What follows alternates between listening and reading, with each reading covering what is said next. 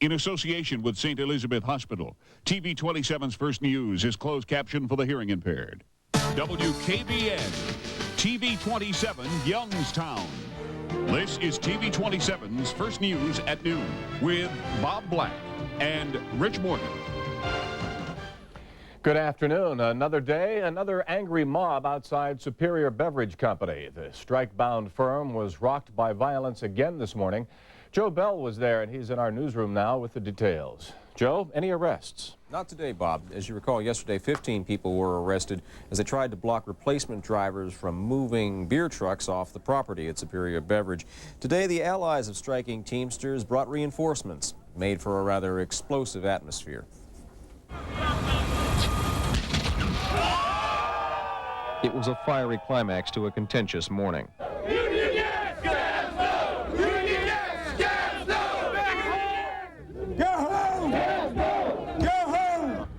Roughly 500 people gathered before dawn to support the Teamsters who've been walking the picket line since June 1st. They blocked off Victoria Road as replacement workers approached. Unlike yesterday, there weren't enough officers on hand to make the move. So after 2 attempts, the replacements backed off. Yet the destruction of Superior property leaves union supporters risking the loss of any public sympathy. I don't agree with this at all. You know, I don't know what happened here. I went to get a cup of coffee and everybody's running around and fires are happening. I don't know what happened, you know. But I think we did. The workers' leader agreed to keep his people away from Superior's warehouse for the next few days. He agreed to do that after the Teamsters and an attorney for the company said they'd make another go at trying to negotiate their way out of this impasse. Now, there is no bargaining session scheduled just yet and no word on when such a thing might happen. Joe, are the same issues still holding up a contract settlement out there? Pretty much, Bob. At this point, the main sticking point is the fact that the company has told 26 members of the bargaining unit that they will not have jobs no matter what. Teamsters are saying they won't go back unless all their people go back. What are police doing about the vandalism and the arson? Well, they're trying to keep a lid on things. They have said that they are not the private security handlers for Superior. However, they say if they find some kind of evidence as to who set that fire this morning and who trashed some of the property, they will make arrests. They're relying primarily on some of the security video that was taken by replacement workers. They hope that'll give them some leads. Joe, are there any third parties trying to mediate this dispute? At this point, there are some politicians who are hoping to get involved. We understand that Congressman Jim Traficant's staff has been contacted. As you well know, in the past, he has helped mediate some labor disputes. Talked with Austintown trustee Bo Pritchard, who says that he would be happy to help if he could. All they're trying to do is encourage the parties in this dispute to get together and talk it out. Okay, thank you, Joe. Joe Bell reporting live from our newsroom. In other news today, Youngstown police say they have 2 suspects in mind in connection with a killing last night on Halleck Street. 51-year-old Dennis McCormick was shot several times as he sat on the front porch of his home. Another man sitting with him, 36-year-old Richard Bagala, was also shot in the stomach. He is listed in serious condition at St. Elizabeth's Hospital. No arrests have been made. A 24-year-old Youngstown man who pleaded guilty to raping his 10-year-old niece will go to jail for that crime. A judge handed down the sentence despite a plea from Richard Grissom's sister, who was the victim's mother.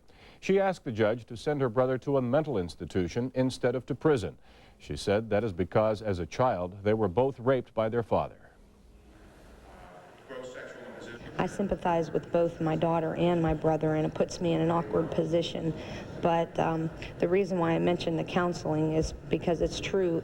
He didn't never have any for what was done to him, and my dad was totally excused from all of it. Grissom could have received a life sentence, but instead was given 15 to 25 years in prison without parole. Some people in Warren believe they have found a way to battle the city's prostitution problem. They are taking it upon themselves to scare the prostitutes and Johns out of the neighborhoods by holding vigils in problem areas. Last night, they held their vigil at the Hardee's parking lot in northwest Warren.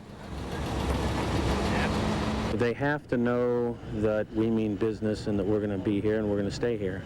It worked over on our side of town, and I think it'll work anywhere. But the idea is people have to get involved. The citizens group is planning to hold vigils like this every night until they believe the problems are gone. Tonight, they welcome anyone who is concerned to join them at the corner of Summit and Parkman.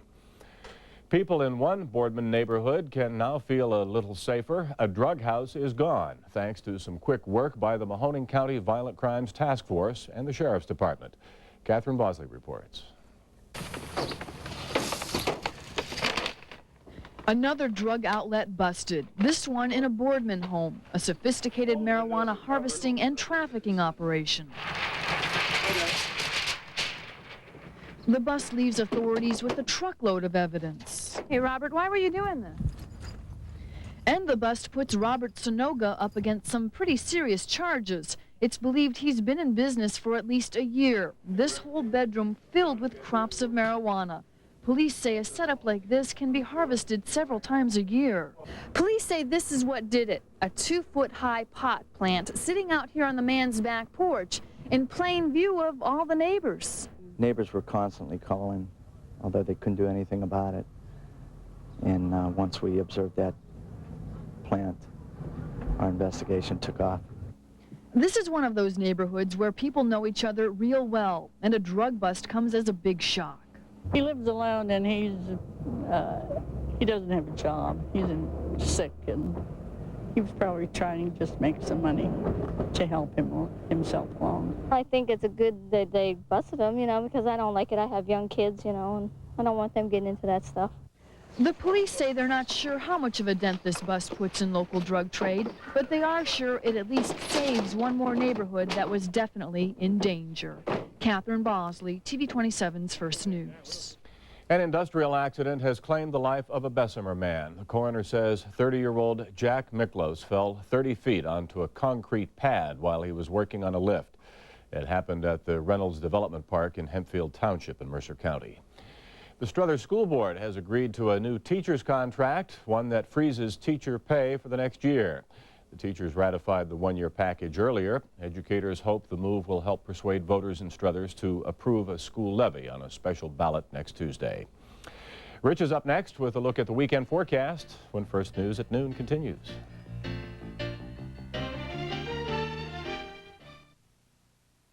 WKBN, St. Joseph Riverside Hospital, and St. Elizabeth Hospital Medical Center are pleased to be partners in a unique healthcare initiative for the Mahoning Valley.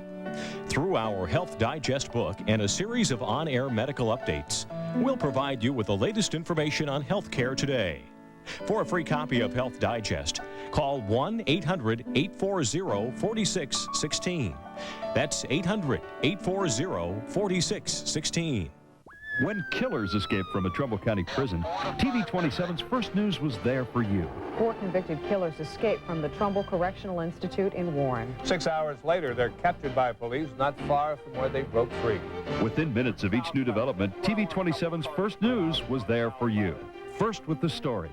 Bob Black is on special assignment at the scene and joins us now live with details. First on the air. When you need news, remember TV 27's First News for you. Thanks for watching TV 27's First News at noon with Bob Black and Rich Morgan. TV 27's First News weather is brought to you by the Anderson Company Home Improvements.